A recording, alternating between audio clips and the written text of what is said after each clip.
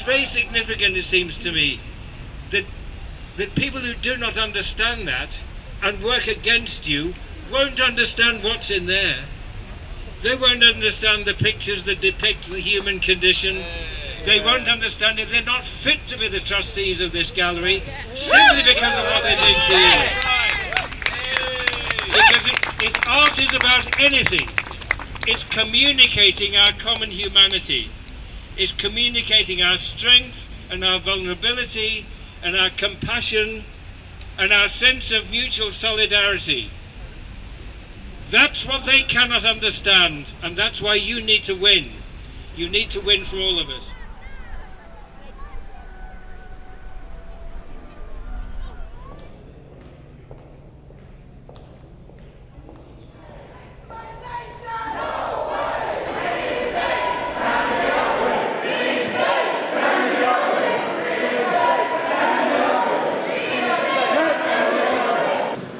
There is an argument to be made that Bartholomew was actually a very early socialist.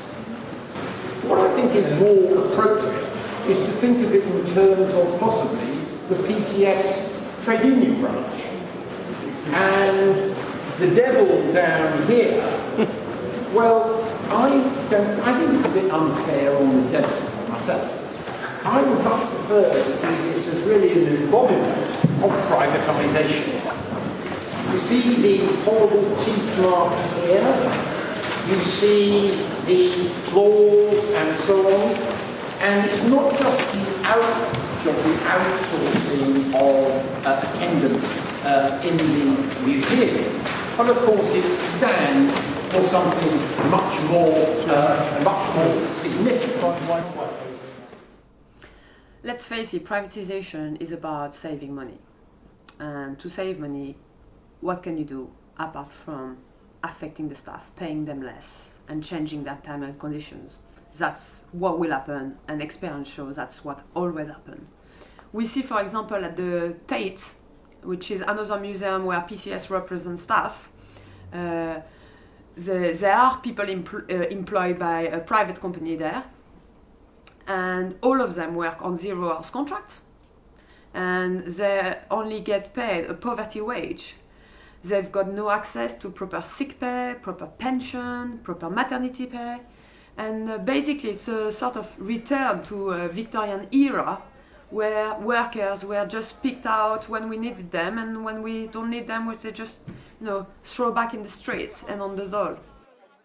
Art shouldn't be privatised. The National Gallery, so our National Gallery of the UK, should be a public organisation. It should be run by the public, it should be for the public, and it should be accessible to all.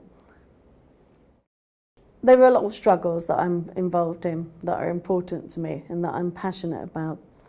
But this is something that's dear to my heart because I am an artist. I've grown up with parents who were artists. I've grown up in the arts world, and I'm a strong campaigner against racism and against discrimination. And I think that the privatisation will also have a disproportionate impact on black, migrant and other equality groups that are working there. So I think equality will be impacted as well. Actually, there was a time when they were charging to enter art galleries.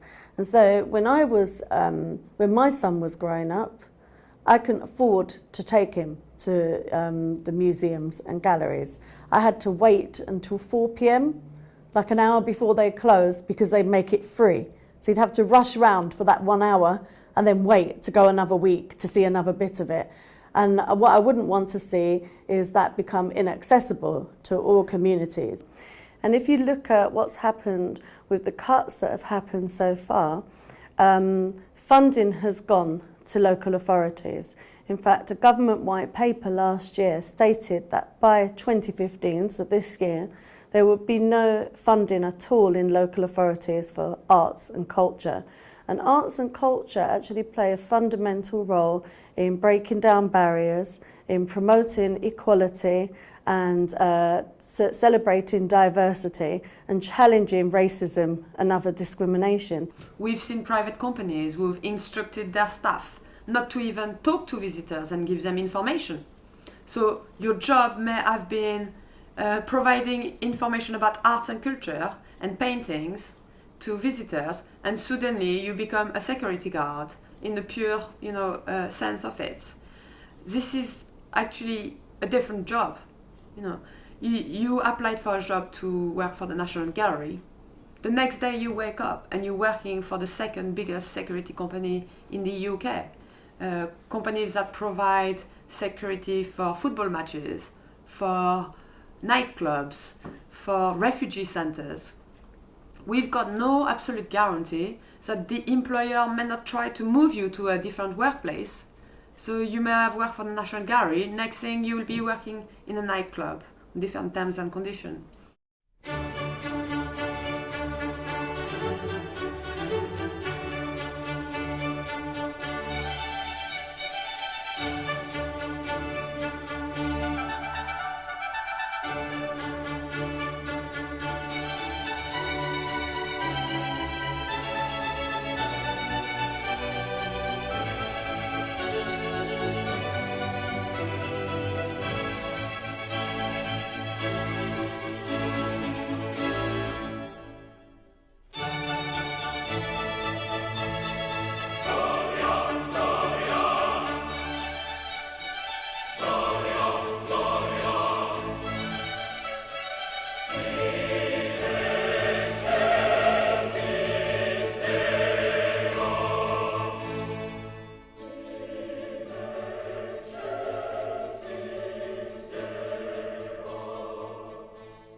Interestingly, the director, Nicholas Penny, announced his retirement a week before announcing the privatization.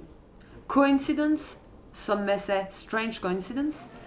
However, I think in the past year, it's clear that he's taking a step back, not really getting involved into the discussions, and just letting the private consultant, the director of human resources, and others to just lead the privatization agenda. The new director, Gabriele Finaldi, is supposed to start very shortly, but we've already been told that he won't deal with any current matter until the end of September, just after the privatization will either have gone through or have been stopped. So both of them have been sitting on the fence, and it makes you question who is actually in charge. Museums and galleries are governed by board of trustees because they are only like semi-public organizations. So you've got 15 to 20 people who take decisions for everybody else. It's totally undemocratic. They are not elected, and you're just thinking, why have they been nominated? No, how many artists are there on this board of trustees? Just one. All the other ones come from financial backgrounds, big businesses, accountants firms like KPMG, financier. It's a rotten world, and this is replicated across, the art and culture world. Give me a cheer if you're into politics. They say that was not give me a cheer if you don't give a fuck. You see, but do you like a good protest? Do you like going to a good protest? Yeah, sure.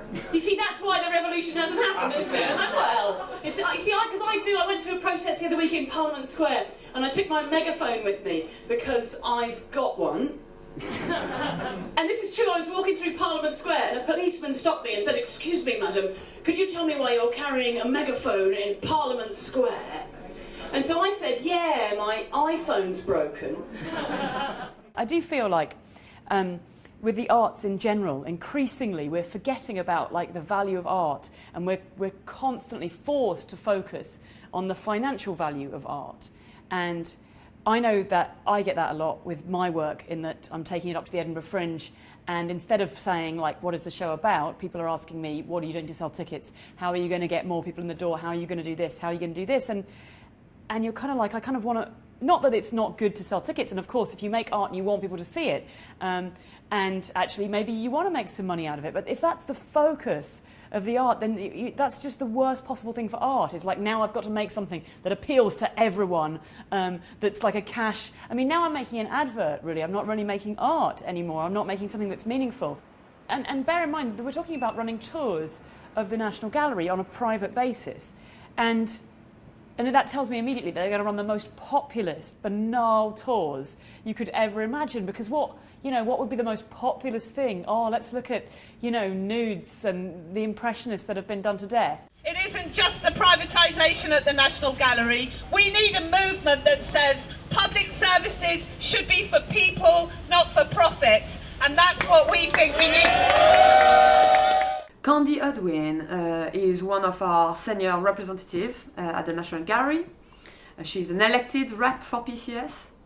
And basically in February, she was suspended by the gallery for 3 months before to be sacked. The reason she was sacked, according to the gallery, is that she shared confidential commercial information with external parties. We took legal advice and also went in front of a judge before the employment tribunal take place in October. And that judge ruled that actually she was likely to win her employment tribunal. She was likely to win over the fact that she's been discriminated against and victimized as a trade union representative. So you're now in a situation where Candy is being paid by the National Gallery while she's not employed until the employment tribunal happens. A win here for Candy, a win here for the National Gallery workers, is a win for the whole trade union movement. And the attack on you is part of the attack on the working class people, on the poor, on the vulnerable, on the disabled, on the great attacks that we're seeing taking place now, through benefit sanctions, through homelessness, through the most vulnerable people being attacked. We hear stories all the time of people sanctioned, and this relates to you in that they want to see, they need to see a pool of unemployed, vulnerable people that they can recruit to do your work for less money and less job security. And that's why it relates, and that's why the struggle of all people who are struggling relates to you.